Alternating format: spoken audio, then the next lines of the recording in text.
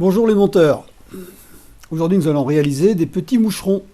Pour ça nous aurons besoin de fil Vivus noir en 12 ou 14-0, du polyfloss, des petits hameçons Maruto en taille 18, donc des D04, du pardot de coque, du coup de coque génétique, ici donc grizzly et du noir pour faire des moucherons gris et moucherons noirs. Et les outils habituels avec la pince à queue, le petit tube laiton. Il y a même un stylet de coagulation, enfin de cautérisation, et un peu de vernis. Alors on commence par installer sur la hampe de l'hameçon le polyfloss noir qui nous servira directement à fixer les fibres de pardot.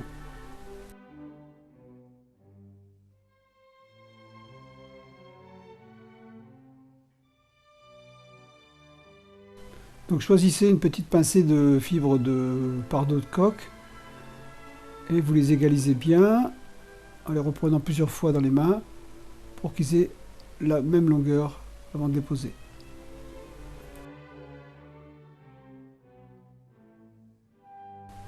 Attention, pas trop long, hein, ça doit être inférieur à la taille de la hampe, hein, de ce qu'on appelle la longueur utile. Voilà, donc je vais retirer un petit peu dessus, voilà, c'est bien. Et ensuite je vais enrouler jusqu'au bout, couper donc l'excès de fibres et faire un aller-retour avec le polyfloss pour donner une forme conique au corps de ce petit boucheron.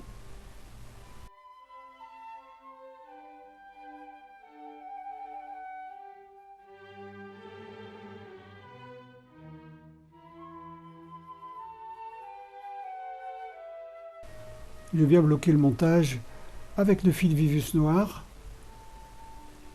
avec lequel je vais faire aussi un aller-retour complet sur le corps de la mouche pour lui donner une imperméabilisation que le polyfloss ne va pas assurer.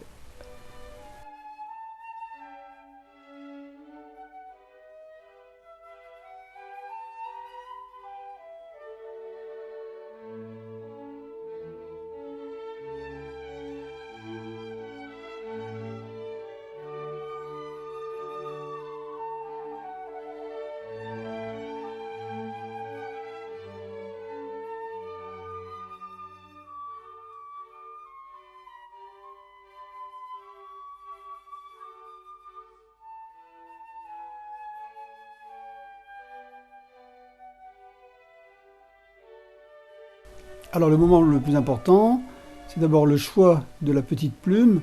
Là forcément on part sur du coque génétique, puisque vous allez voir que la finesse des barbes de cette plume et surtout la longueur qui doit être bien inférieure à celle de la hampe, ne permet pas de le faire avec un coup de coque indien.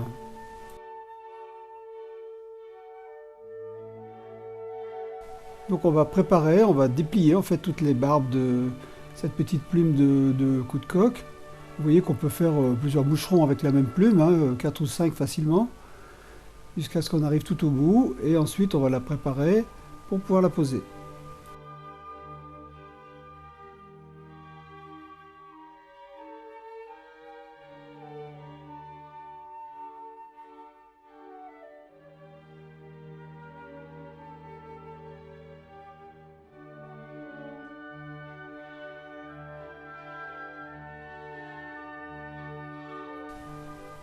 Donc je vais la fixer sur le montage à peu près 2 mm de l'œillet pour qu'on ait la place pour faire 2 tours et demi avant de le fixer avec le fil.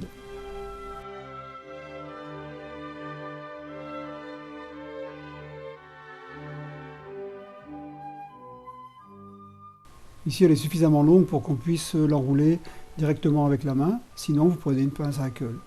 Essayez de garder les fibres à peu près, c'est pas facile, perpendiculaires à la hampe. Vous voyez donc 2 tours et demi et ensuite je vais fixer.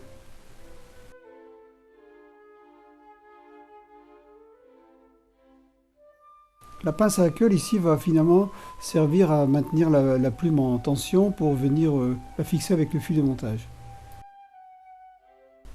Attention de bien remonter tout le long de la petite plume de coque avec le fil pour pouvoir le fixer et ne pas écraser les fibres en passant. J'ai l'habitude de faire 3 tours devant le hackle et 3 tours derrière, en reprenant toutes les fibres, en les poussant même à la limite vers l'avant, ce qui évitera le retour donc, de ce hackle vers l'arrière.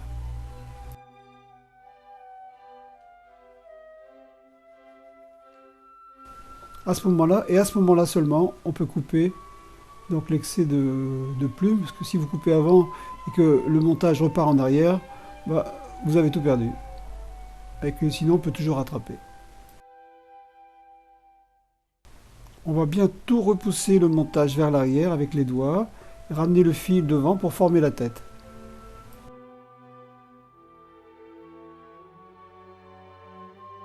Faire bien sûr 2 ou 3 demi-clés pour faire le nœud final, avant d'y mettre une petite goutte de vernis. On écrase bien avec l'ongle du pouce le nœud final, pas qu'il puisse partir. Ensuite on coupe.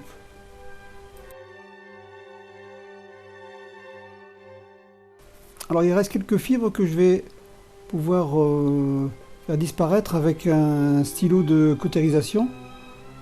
C'est quelque chose de rechargeable que j'ai trouvé sur un site chinois pour 13 € à peu près et qui va très très bien.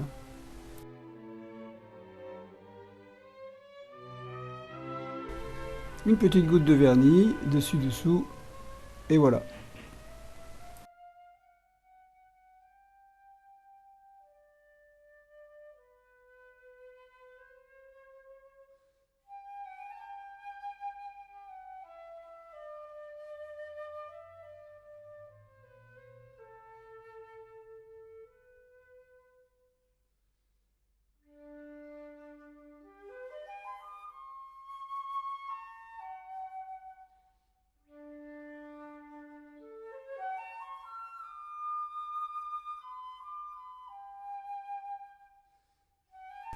Alors dans la foulée, avec pratiquement les mêmes matériaux, on va monter un petit moucheron gris.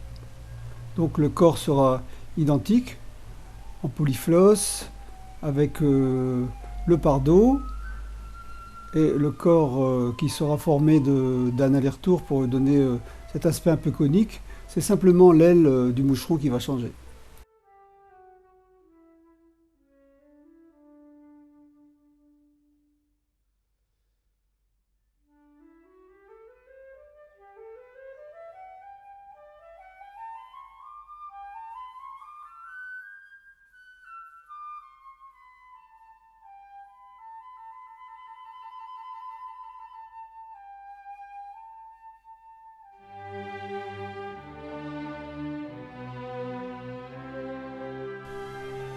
Donc jusque là, c'est pareil, le fil Vivus qui vient bloquer le polyfloss, un aller-retour complet avec le fil Vivus pour éviter que le polyfloss ne prenne l'eau.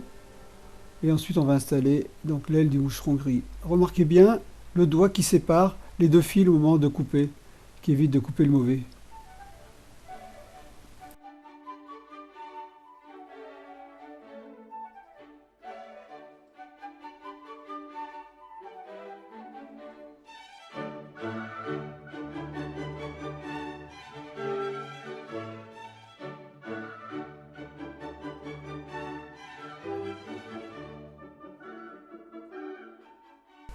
Alors qui dit moucheron gris dit donc coup de coque grizzly, là, pareil, donc génétique pour avoir des plumes très fines avec des barbes qui soient pas trop larges.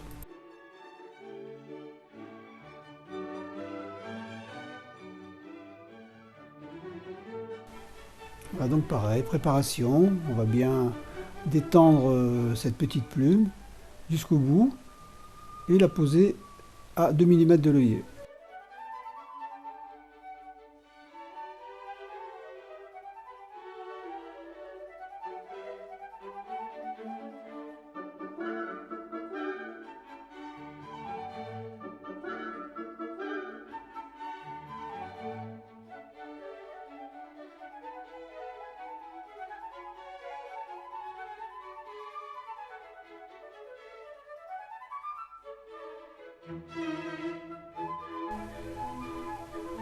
Donc ici je vais utiliser une pince à colle parce que la plume est plus courte.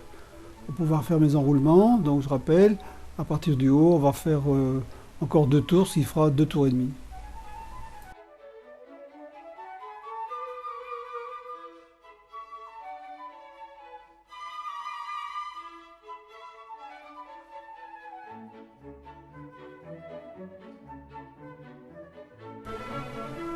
Donc on bloque avec le fil Vivus et toujours 3 tours devant, 3 tours derrière pour éviter que la plume ne reparte vers l'arrière.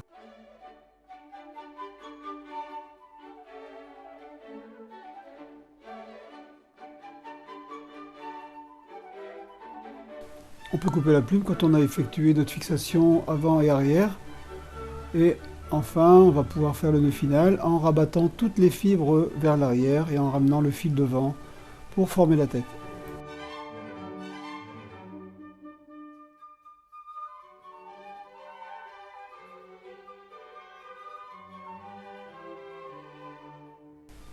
Deux ou trois demi-clés pour finaliser avant de mettre la petite goutte de vernis.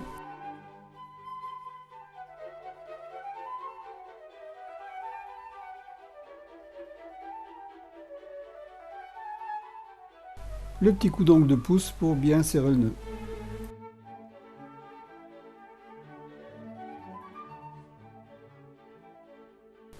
Bon, ici la tête semble propre, donc il n'y aura pas lieu de coaguler davantage. On va pouvoir mettre directement le vernis et terminer ainsi la mouche.